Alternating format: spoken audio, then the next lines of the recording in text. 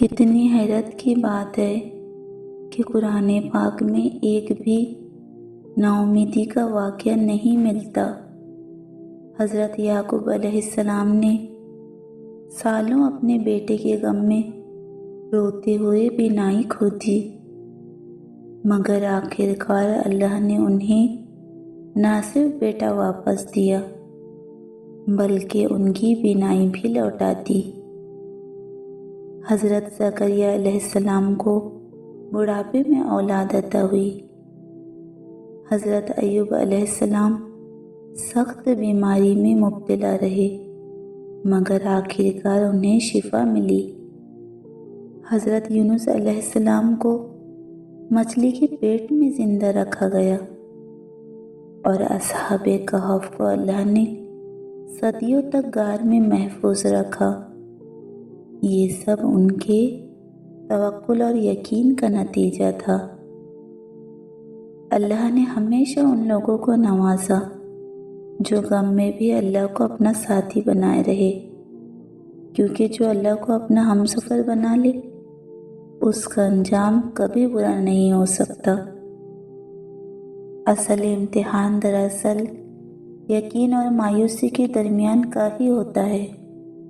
جب ہر دروازہ بند لگے، جب لگے کہ اب کوئی سبب نہیں بچا کہ ہم اس تکلیف سے نکل سکے، جب انسان نہ کسی سے کہہ سکے نہ کوئی سمجھ سکے، تب اپنے آپ پر ترس کھانے کے بجائے آسمان کی طرف دیکھو۔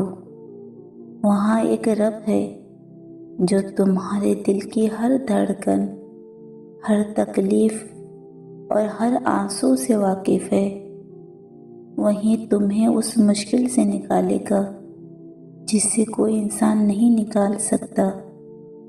بس یقین رکھو، صبر رکھو اور حوصلے کے ساتھ چلتے رہو، کیونکہ یقین کے راستے کے اختتام پر ایک بہت خوبصورت منزل تمہاری منتظر ہے۔ تم روز اپنے اللہ سے باتیں کیا کرو۔ شروع میں شاید جواب نہ ملے، لیکن وقت کے ساتھ تم محسوس کرو گے کہ رابطہ قائم ہو رہا ہے۔ کبھی جواب تمہیں دکھائی دیں گے، کبھی سنائی دیں گے اور کبھی یوں ہی چلتے پھرتے تمہارے دل کے سوالوں کے جواب آنے لگیں گے۔ بس صبر کرو، پھر رابطہ مضبوط ہو جاتا ہے، تعلق بن جاتا ہے اور اللہ سے گفتگو خود بخود چلنے لگتی ہے۔ پھر دیکھنا اللہ کی مدد ضرور آئیں گی۔ وہ ایسے طریقے سے مدد کرے گا کہ تمہارا گمان بھی نہیں جائے گا۔ وہ تمہیں ایسے تھام لے گا کہ تم شکر کرتے نہیں تھکو گے۔ وہ تم پر اپنی رحمت اور فضل کی ایسی بارش برسائے گا کہ تم سمجھ جاؤ گے۔ جب وہ عطا کے دروازے کھولتا ہے تو بے حساب دیتا ہے۔ کب، کیسے، کہاں، یہ سب اس کے اختیار میں ہے۔ یقین رکھو، جب اللہ معجزے کرنے پر آتا ہے تو ناممکن بھی ممکن ہو جاتا ہے۔ پھر تمہارے برے دن گزر جائیں گے اور خوشیاں تمہیں گلے لگا لیں گی۔ تم ایک پھول ہو، بس خود میں اتنا مہکو کہ تمہارے آس پاس کے ہر اداس پھول کھل اٹھیں۔ یاد رکھو، ہر چیز اپنے وقت کا انتظار کرتی ہے۔ نہ کوئی پھول وقت سے پہلے کھلتا ہے اور نہ سورج وقت سے پہلے طلوع ہوتا ہے۔ اسی طرح تمہارا وقت بھی آئے گا۔ جو تمہارے لیے لکھا گیا ہے وہ تمہیں ضرور ملے گا۔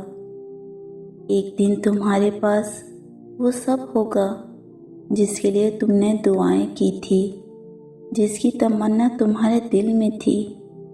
تمہارا مانگنا، تمہارا صبر، تمہارا انتظار کبھی ضائع نہیں جائے گا۔ اللہ نے جو مستقبل تمہارے لیے لکھا ہے وہ نہ صرف بہتر ہے بلکہ تمہارے خیال سے کہیں زیادہ عظیم ہے۔ اگر تمہیں یہ علم ہو جائے تو تم پریشان نہ ہو کہ کون چلا گیا، کیا کھو دیا یا کیوں دروازے بند ہوئے۔ ہر تاخیر، ہر رکاوٹ، ہر دل ٹوٹنا در حقیقت ایک نئی سمت کی طرف اشارہ ہے۔ اللہ تمہیں اس چیز سے دور کر رہا ہے جو تمہیں توڑ دیتی ہے، اور اس کے لیے تیار کر رہا ہے جو تمہیں بلند کر دیں گی۔ تو صبر کرو، ثابت قدم رہو۔ ایک دن تم پلٹ کر دیکھو گے اور یقین کے ساتھ کہو گے، یا اللہ، آپ تو شروع سے ہی مجھے بچا رہے تھے۔ انشاءاللہ۔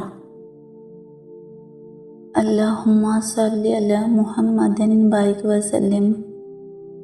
اے میرے پیارے اللہ، جن جن لوگوں نے مجھ سے کمنٹس میں دعاؤں کی درخواست کی ہے، یا اللہ میں نہیں جانتی انہیں کیا پریشانی ہے، پر تو بہتر جانتا ہے۔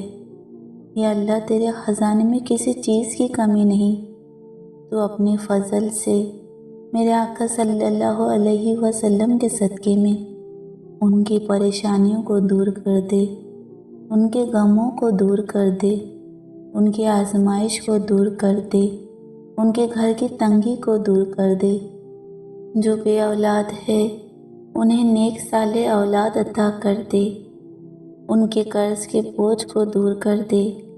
جو نکاح کے لیے پریشان ہیں ان کے لیے ان کا نکاح آسان کر دے، انہیں نیک ہم سفر دے دے، انہیں ایسا ہم سفر دے دے میرے مالک جیسا وہ چاہتے ہیں۔ یا اللہ، ان کی دلی مراد کو پوری فرما، اور وہ لوگ جتنی بھی دعائیں تجھ سے روزانہ مانگتے ہیں تو ان کی ایک ایک دعاؤں کو شرف قبولیت عطا فرما، اپنے حبیب صلی اللہ علیہ وسلم کے صدقے میں۔ آمین۔ اللہم صلی علی محمد بارک وسلم۔